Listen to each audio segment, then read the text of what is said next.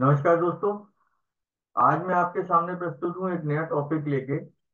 उसका ये सारांश में ये मैं ये कह सकता हूँ कि जैसे मैंने आपको बताया था कि नाड़ी ज्योतिष में प्रश्न के आंसर एकदम सटीक आते हैं।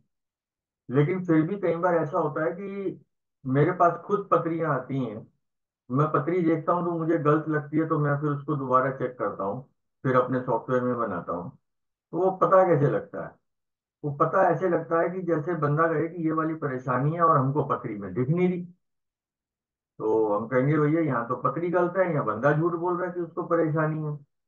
तो ऐसा नहीं होता, कई बार बंदा तो सच्ची बोल रहा होता लेकिन पत्री में दिख नहीं रहा होता। अब हमको तो ये मानना है कि हमारे क्लाइंट जो हमारे पास आया है वो जो बोल रहा है वो सच बोल रहा है। तो सबसे पहला शक जो जाता है वो पत्री के सॉफ्टवेयर पे जाता है। तो मैं जिस सॉफ्टवेयर को सबसे ज्यादा तवज्जो देता हूँ वो है हॉरोसॉफ्ट। इसको मैं बहुत ज्यादा तवज्जो देता हूँ। मेरे को अभी तक इससे बेटर सॉफ्टवेयर मिला नहीं है। और बाकियों में मैंने बहुत कमियां निकाल रखी हैं।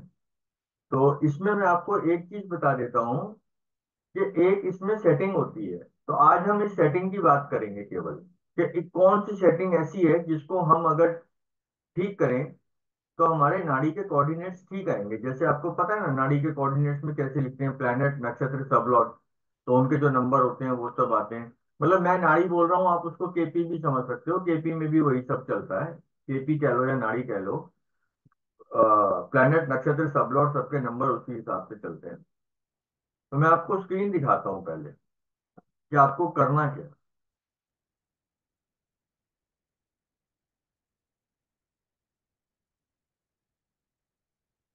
ये देखिए आपके सामने स्क्रीन है। इसमें राहु पोजीशन लिखा हुआ है, इसको आपने ट्रू पे रखना है।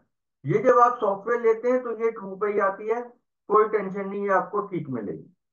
अब ये है नाड़ी उमंग तनेजा जो हाईलाइटेड है, ये भी यहीं पे रखना है। ये भी यहीं पे रहेगा, इसकी भी कोई टेंशन नहीं है। जब आपके पास सॉफ्टवेयर आता है तो सॉफ्टवेयर में ये जो आप यहाँ पे देख रहे हैं ना, use traditional method of house revolve, यहाँ पे टिक होता है। मैंने वैसे ही आपको पिक्चर भेजी जैसे टिक होता है। तो पहले प्रॉब्लम सिर्फ यहीं पे है। जो चार्ट गलत बनते हैं ना आप लोगों के, प्रॉब्लम सिर्फ यहीं पे है और कहीं नहीं है। मैं ये नहीं कह रहा कि सॉफ्टवेयर गलत है, मैं ये कह रहा हूं कि आपने वो सेटिंग गलत चूज कर रखी है। क्यों? देखिए, अगर आप पराशरी एंगल से कुछ भी चार्ट बनाते हैं, चाहे आप श्रीपति मेथड का भाव चलित ले लीजिए, चाहे और कोई भी चार्ट ले लीजिए, अगर वैसी बात चल रही है तो ये टिक सही है। तो ये टिक सही है, 100% सही है, यहाँ होना चाहिए। लेकिन अगर आप केपी या नाड़ी, जो भी आप बोल लीजिए, अगर आप उसमें प्रिडिक्शन करते हैं तो यहाँ पे ये टिक नहीं होना चाहिए। इस टिक को हटा दीजिएगा, इस टिक को हटा दीजिएगा। उसका कारण ये है कि पराशरी में हम हर राशि 30 डिग्री की लेते हैं। लेकिन जब हम नाड़ी देखते हैं, केपी देखते हैं, तो हम ये मानते हैं कि ऐसे जैसे ये पूरी हमारी बेल्ट है। ये हमारी पूरी बेल्ट है जिसके अंदर सारी राशियां आ रही हैं।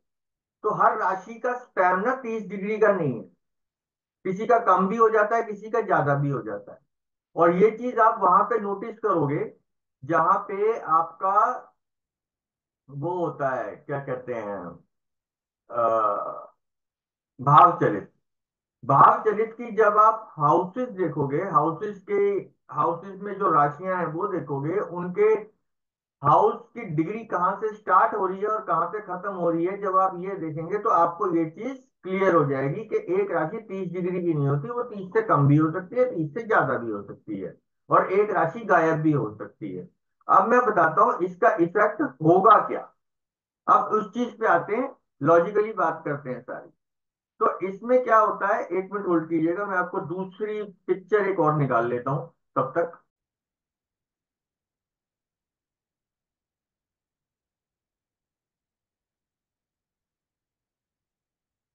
ये देखिए आपके सामने कंप्यूटर स्क्रीन, इसमें देखिए आप, ये जब आपके पास,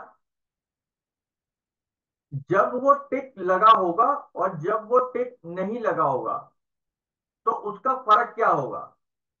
अब मैं उसके बारे में आपको बताता हूं।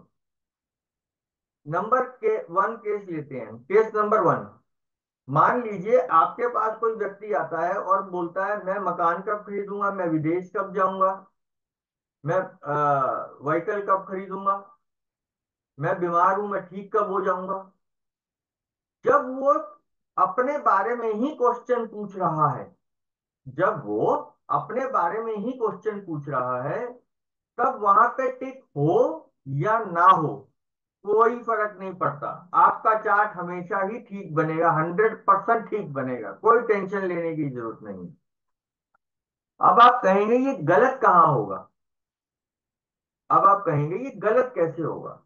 तो गलत ये ऐसे होगा, अगर आपके पास कोई आया और उसने पूछा कि मेरे बच्चे की तबीयत कब ठीक होगी, मेरे बच्चे की शादी कब होगी, मेरी माँ की तबीयत कब ठीक होगी, है ना, मेरे पिताजी की तबीयत कब ठीक होगी, मेरे बड़े भाई को प्रमोशन कब मिलेगी, मेरे छोटे भाई को प्रमोशन कब मिलेगी, मेरी छोटी बहन को प्रमोशन कब मिलेगी, मेरी वाइफ की तबीयत कब ठीक हो जाएगी। जब वो अपने बारे में ना पूछ के किसी और के बारे में पूछ रहा है, तो हमको नाड़ी में हाउस को रोटेट करना पड़ता है। तो जब हम हाउस को रोटेट करते हैं, जब हम हाउस को रोटेट करते हैं, उस समय आपके जो डिग्री होती है उनमें फर्क कैसे आता है, अब मैं बताता हूं आपको। अगर आपने टिक कर रखा है, अगर आपने टिक कर रखा है तो क्या होगा? अब पहले वो सुनिए। अगर आपने टिक कर रखा है, आपका एक चार्ट बन गया, बच्चे ने जो शख्स आया उसने कहा कि क्या मेरा मेरे पहले बच्चे की शादी कब होगी। तो उसने अपने बारे में तो नहीं पूछा। नंबर वन केस डिसाइड कर चुके हैं कि अगर वो अपने बारे में पूछता है तो टिक हो या ना हो कोई फर्क नहीं पड़ता। अब हम नंबर टू की बात कर रहे हैं। नंबर टू, अगर वो अपने बारे में ना पूछ के किसी और के बारे में पूछ रहा है, तो हमको हाउस रोटेट करना पड़ेगा। उससे क्या फर्क पड़ेगा? यहाँ पे केस नंबर एक ए, अगर आपने वहां पर टिक कर रखा है, इट मीन्स कि सारी राशियां 30 डिग्री की हैं, तो वो उसी हिसाब से चार्ट बनेगा। उसमें कैसे बनेगा?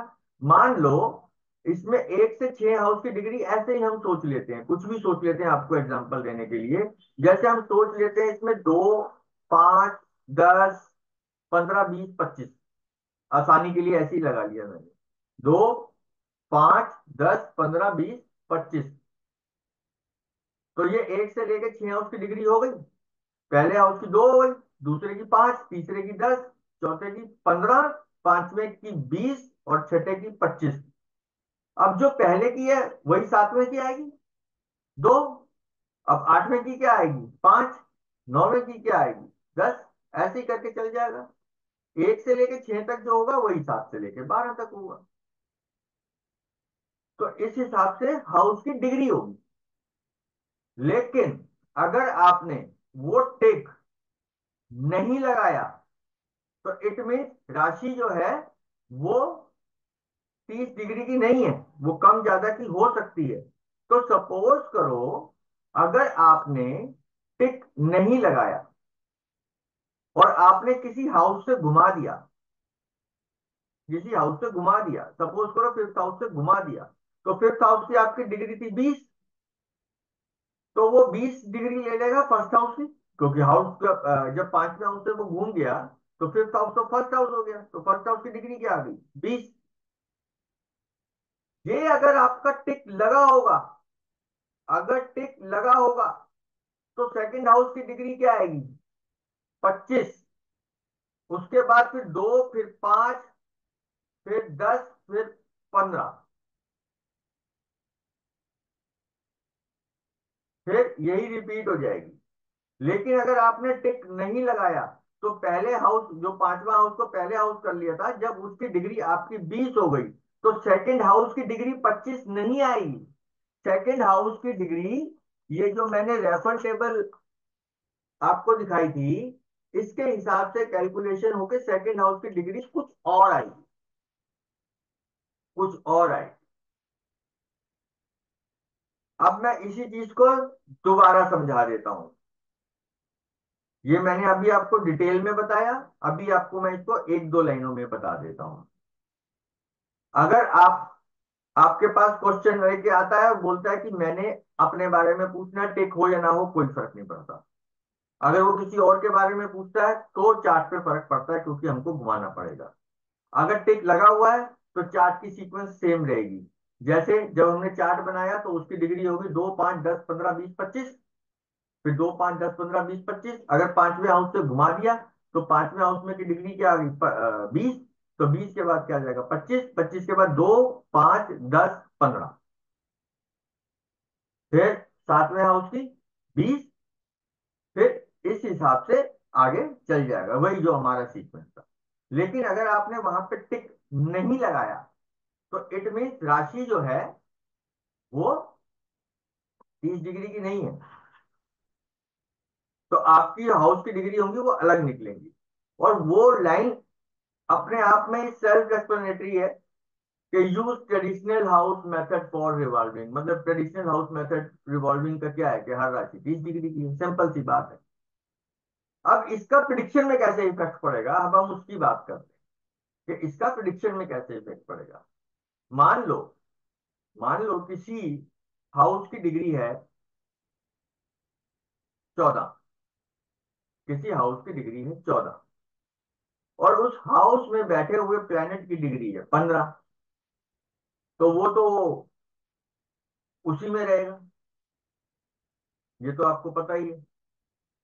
लेकिन अगर उसी प्लेनेट की डिग्री 15 है, वो 15 ही रहेगी। लेकिन जब आपने इस मेथड को यूज करके उसको रिवॉल्व, उसकी डिग्री निकाली, तो उसकी डिग्री 15 ना होके सपोज करो 22 हो गई, और प्लेनेट की डिग्री 15 थी। फिर वो एक घर पीछे चला जाएगा, फिर वो एक घर पीछे चला जाएगा। इसका यहां पे इतना फर्क पड़ जाएगा। और कई बार ऐसा होगा, ये तब होगा जब हाउस की डिग्री और प्लैनेट की डिग्री आसपास तक में होंगी। तो कई चार्टों में इसका फर्क पड़ेगा, कई चार्टों में इसका फर्क नहीं भी पड़ेगा, दोनों चीजें हो सकती हैं। लेकिन हमने, अगर हम नाड़ी के हिसाब से या केपी के हिसाब से काम कर रहे हैं तो हमको वहां पे टिक नहीं लगाना है, क्योंकि हमने प्रिडिक्शन किससे करनी है? जो हमारे पास नीचे नंबर आएंगे प्लेनेट नक्षत्र सब लौट के। और अगर हमने गलत मेथड यूज कर रखा है और हमारे पास जो नंबर आ रखा है वो 8 आ रखा है, हमको कहेंगे कबाड़ा हो रहा है ना। और हो सकता है वो 8 ना होके 9 हो, या 8 ना होके 7 हो, प्रिडिक्शन बिल्कुल चेंज हो जाएगी। इससे नाड़ी ज्योतिष जो करते हैं उनकी प्रिडिक्शन बिल्कुल चेंज हो जाती है, और वो कहते हैं हमारी प्रिडिक्शन फेल हो गई। तो प्रिडिक्शन जो नाड़ी ज्योतिष कर रहा है उसको फार्मूले पता है, वो अच्छा ही करेगा, गलत नहीं करेगा। लेकिन प्रिडिक्शन फेल होने का कारण केवल यही है कि वहां पे गलत ऑप्शन चूज कर रखी है, जिसके कारण से नंबर गलत आ रहे हैं। और नंबर गलत आने के कारण प्रिडिक्शन जो बोली जा रही है वो हो नहीं रही। तो इसलिए इस सेटिंग को आप ठीक कर लीजिएगा, ये मेरी विनती है। और आप इस पे काम कीजिएगा, आप इस पे काम कीजिएगा, आप मेरे कहने पे मत जाइए। आप मेरे कहने पे मत जाइए। आप कोई भी रेंडमली एक चार्ट बना लो, किसी भी डेट का बना लो, किसी भी टाइम का बना लो, किसी भी प्लेस का बना लो। उसके बाद पहले आप हाउस की डिग्रियां देखो कितनी आ रही हैं, उनको एक पेपर पे नोट कर लो। फिर उसको फिफ्थ हाउस से घुमा दो, फिर नोट कर लो। अगर टिक लगा हुआ है तो वो जो सीक्वेंस चल रही है पूरी की पूरी वो वही चलेगी। और अगर आपने टिक हटा दिया, उसके बाद चार्ट बना के देखोगे तो जो सीक्वेंस है वो बिगड़ जाएगी, हाउस की डिग्रियां बिगड़ जाएंगी सारी की सारी। ये आप खुद भी टेस्ट कर सकते हो। और इफेक्ट इसका कब देखने को मिलेगा? जब हाउस की डिग्री के आसपास प्लैनेट की डिग्री होगी, वहां पे आपको इसका मेजर डिफरेंस पता लगेगा, मेजर डिफरेंस। तो वो बाकी चीजें तो काम करके ही आएंगी। तो ये वीडियो पब्लिक है, लार्ज के लिए तो है नहीं, क्योंकि सब कोई तो हॉरोस्कोप यूज करते नहीं है। तो जो जो हॉरोस्कोप यूज करते हैं ये उनके लिए है। और मैं ज्यादा तो जानता नहीं कि कौन कौन यूज कर रहा है, कौन कौन नहीं यूज कर रहा। तो हमारा यही कर्तव्य बनता है कि जो हमारे गुरुजी ने हमको सिखाया है वो और जगह तक फैले, सही नाड़ी ज्योतिष का सब लोग अध्ययन करें। तो अगर आपको लगता है कि आपके किसी सहपाठी के पास हॉरोस्कोप है, तो आप उनको ये वीडियो मेरी भेज सकते हैं। बने रहने के लिए बहुत बहुत शुक्रिया। आपका दिन शुभ हो।